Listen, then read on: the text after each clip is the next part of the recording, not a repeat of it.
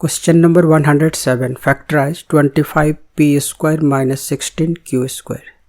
Here 25p square minus 16q square ये question है.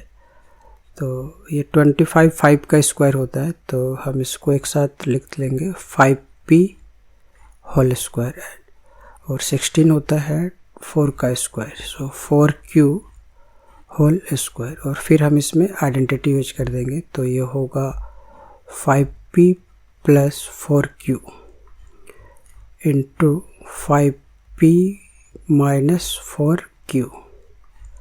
Answer. यहाँ पे हमने अप्लाई किया है इस वाले आइडेंटिटी को. We know that a square minus b square equal to a plus b into a minus b.